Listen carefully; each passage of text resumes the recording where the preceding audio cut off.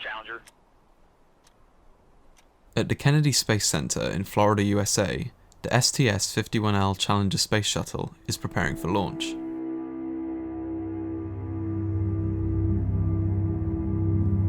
The shuttle is carrying a tracking and data relay satellite to observe Halley's Comet. On board are Commander Francis R. Scobie, pilot Michael J. Smith, mission specialists Ronald McNair, Ellison Onizuka and Judith Resnick, and payload specialists Gregory Jarvis and Christa McAuliffe, the latter of which was also a teacher. T-minus 15 seconds.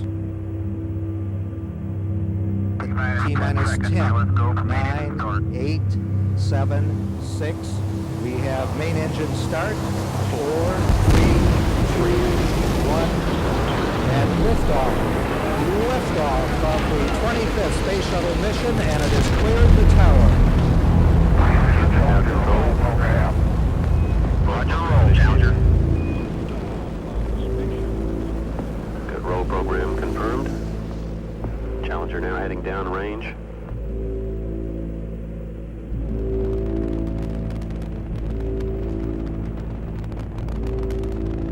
Engines beginning throttling down now at 94%.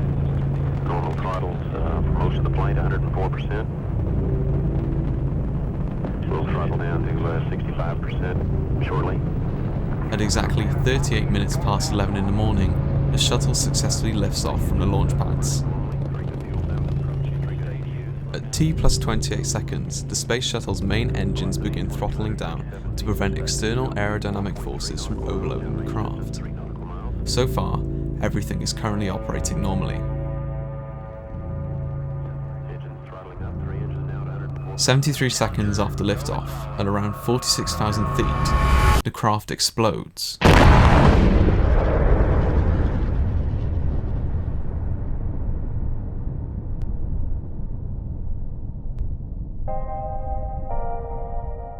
America's most anticipated space shuttle mission had just exploded during flight, killing all 7 people on board, including the first teacher in space.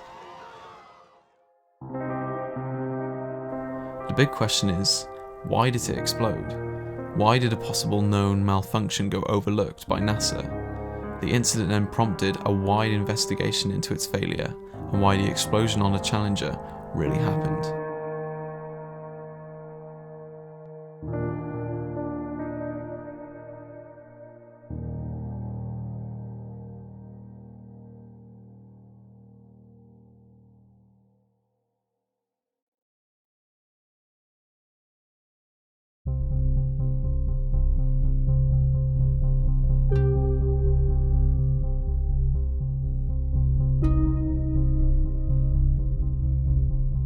Flashback to 1979, when the Challenger Space Shuttle is in the first stages of construction. Originally proposed as a Structural Test Article, or STA for short, NASA spent the next few years attempting to fine-tune the shuttle in between other launches. The Space Shuttle program began in 1981 with its first flight, the Enterprise Space Shuttle, launching in the same year.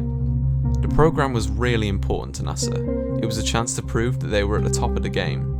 They had to make a statement to the world that they could launch at any time, in any conditions, with the outcome always being successful. It's important to make the distinction, however, that this specific shuttle disaster was not the first time that the Challenger shuttle had launched. It carried a man named Story Musgrave into space in 1983, and the first American woman, Sally K. Ride, on its 7th mission, for example. The Challenger went on to complete several more missions until its eventual destruction in 1986. So, what went wrong? Well, after the explosion, scientists and NASA experts scrambled to recover as much wreckage as they could. Beaches and coasts across Cape Canaveral were scoured to find any pieces of debris that had washed ashore. But, to fully grasp the scandal of this mission, we need to look at the boosters that powered the actual shuttle. The 2 boosters on the shuttle were produced by a company named Morton Thiokol, and at the time, a man named Alan McDonald was the director. They produced 2 solid rocket boosters which would sit either side of the shuttle. These solid rocket boosters are made up of several blocks that are stacked on top of each other to form one giant rocket booster. It took a while to build them due to the sheer size of each booster. Between each of these stacked compartments is a seal known as an O-ring. These O-rings act in a similar way to a washer. They are there to prevent any interior flammable gases and liquids from seeping out and are usually about 12 feet in diameter. The problem with these O-rings is that if the seal were to somehow break, then the gases and liquids inside would then start to escape, and at high pressures inside the boosters, it is a recipe for disaster. From the beginning, the boosters were very much a work in progress. NASA had accounted for 22 separate scenarios where the first O-ring was degraded or damaged from the flames alone in practice tests, where 2 of these cases revealed damage to the second O-ring as well. After rigorous testing, this became less of a problem, but what McDonald and his engineers were most worried about was the cold temperatures and how this would affect the O-rings and the crew on board.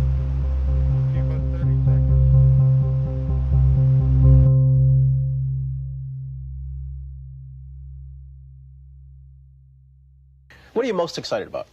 Seeing the Earth from that perspective of that small planet, you know, it's such a big place here, but being able to look at it from a new perspective, and I hope I can bring that wonder and that excitement back to the students. Maybe just a little bit of fright, too? Not yet. Maybe when I'm strapped in and those rockets are going off underneath me, there will be, but space flight today really seems safe.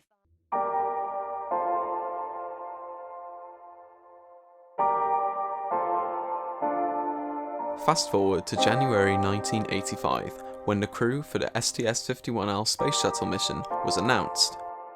Among these put forward was Christa McAuliffe. At the young age of just 37 at the time of the disaster, she spent most of her adult years as a teacher of American history and English. Ronald Reagan, the president at the time, announced a project called Teacher in Space. The idea behind it was to have an ordinary person that was an educator communicate with students from space.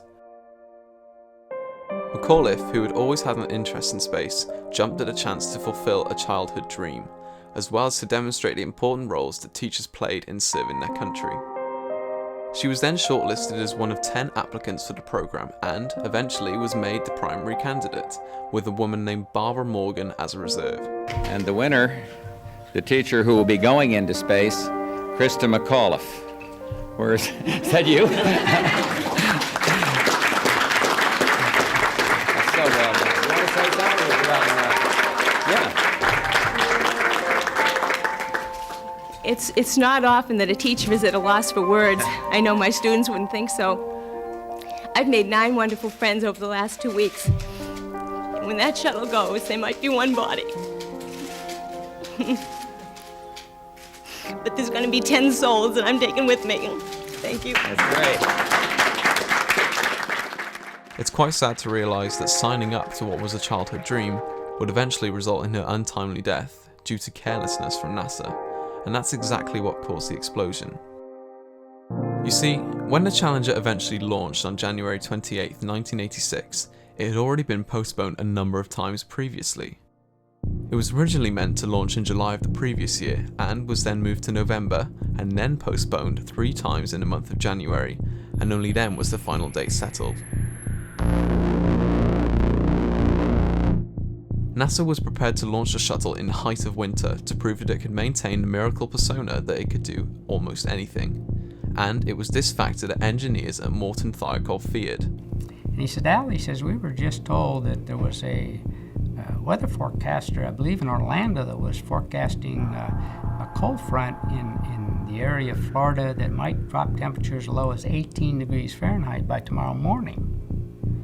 And we're really concerned about whether the O-ring seals and these field joints of the solid rocket booster will operate at those temperatures properly. And I said, well, I'm very concerned about that too. The coldest launch to date was at an air temperature of 12 degrees centigrade, but NASA wanted to launch Challenger at a mere -2 degrees centigrade. Weather forecasts were even predicting abnormally cold temperatures for the morning of the launch. The worry was that at such low temperatures, the O-rings in the boosters would become rigid and lose their sealing, allowing gases and liquids to escape. Engineers at Morton Thiokol were so concerned about this that an infamous call was made to NASA in an attempt to reschedule the already postponed launch. This eventually led to a conference the same day where Thiokol were to convince NASA managers otherwise. Management at NASA was so dead set on launching on the 28th that they ignored this proposal.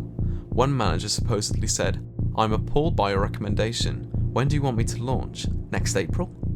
NASA argued that even if the first O-ring failed, the second would still remain sealed, but this had never actually been proven prior to launch. In an interview with Discovery Channel, Alan McDonald said that on that day, as the lead engineer and director, he made the greatest decision of his life. He refused to sign the paper to let the shuttle launch. Well, I knew who that responsible Thiokol official was. That was me. That's why I was there.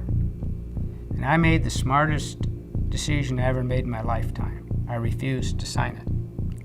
Now, I didn't think it was totally unethical that the NASA people questioned how we arrived at that decision and the data we presented. What was unethical is they knew that we had a moral obligation to always prove it was safe. And what they had just done was put the engineering people in a position to prove that it would fail. That's a totally different question. However, in an interesting turn of events, a second call was held later on the same day, but it was exclusively for NASA and Thiokol managers only. After the call ended, for some unknown reason, Thiokol managers suddenly turned against their engineers' advice and were now recommending that the launch should go ahead, irrespective of the temperature. NASA did not even ask why they had suddenly had a change of heart.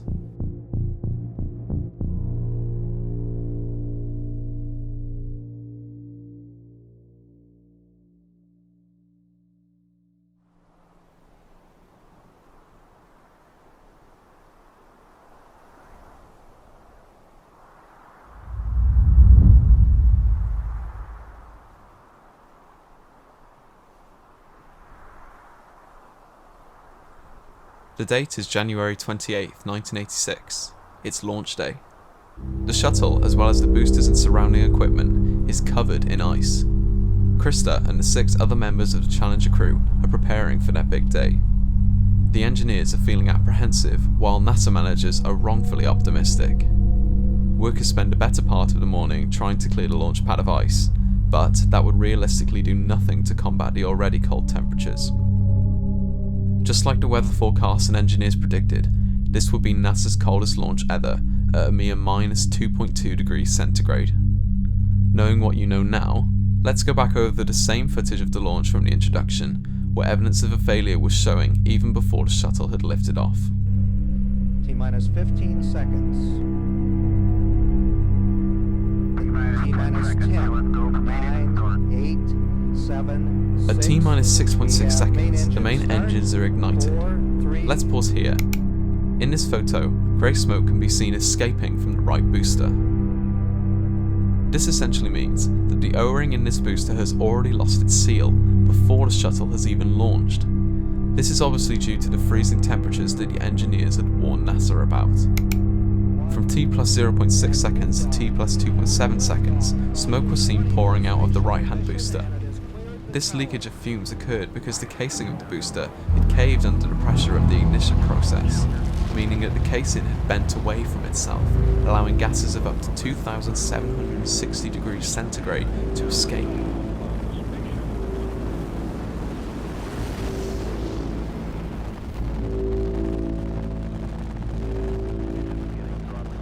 Here, the engines are throttling down to account for aerodynamic forces on the shuttle, just like before. Now, the shuttle has hit Mach 1, essentially breaking the sound barrier.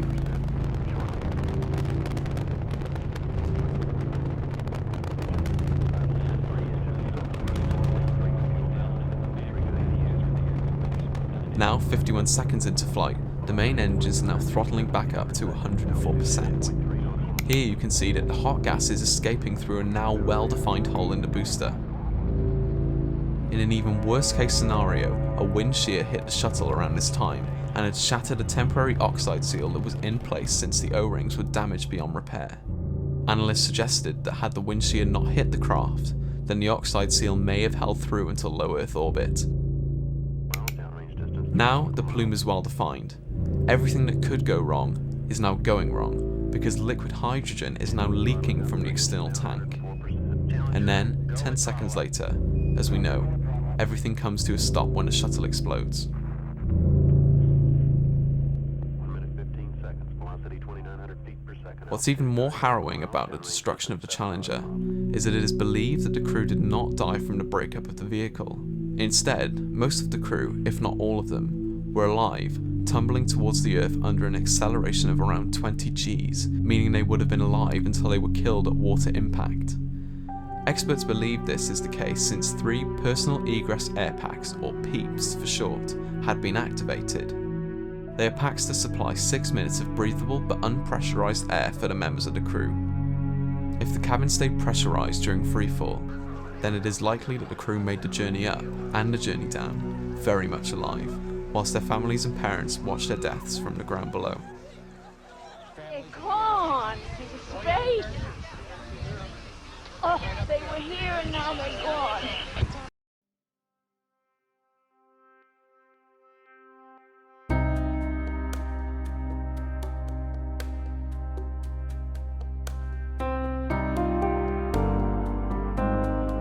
So, what can we make of all of this? This is really a case of managers not listening to those who know best, even when they are gambling with lives. The mission could have been successful in every way had management listened to the engineers that persistently told them not to launch on that day in 1986.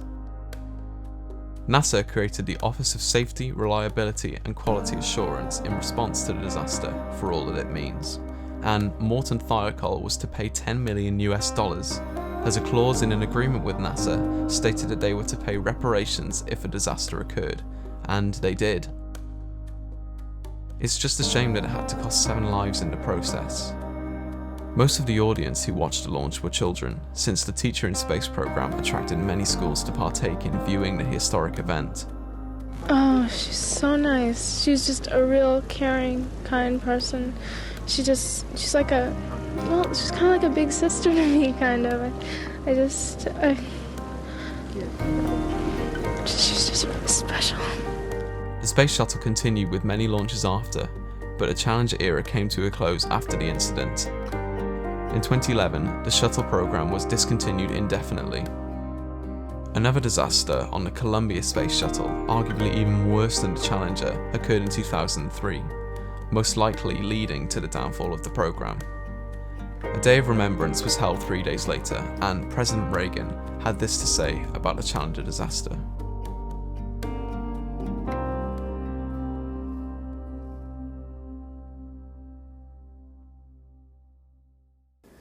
We've grown used to wonders in this century. It's hard to dazzle us. But for 25 years, the United States space program has been doing just that. We've grown used to the idea of space, and perhaps we forget that we've only just begun. We're still pioneers. They, the members of the Challenger crew, were pioneers. Well, I am so excited to be here. We watched Columbia go over the Houston area this morning, and that was a thrill. I don't think any teacher has ever been more ready to have 2 lessons in my life. I've been preparing these since September, and I just hope everybody tunes in on day 4 now to watch the teacher teaching from space. And I want to say something to the school children of America who were watching the live coverage of the shuttle's takeoff. I know it's hard to understand, but painful things like this happen. It's all part of the process of exploration and discovery. It's all part of taking a chance and expanding man's horizons. The future doesn't belong to the faint-hearted. It belongs to the brave. The Challenger crew was pulling us into the future, and we'll continue to follow them. As usual, it's a real pleasure to be at the Cape, to come down here and participate in something that the Cape does better than anybody in the world, and that's launching space vehicles. It's a great pleasure for us to be here. We expect weather like this on Sunday when we launch, and you all do the best to keep it that way if you would.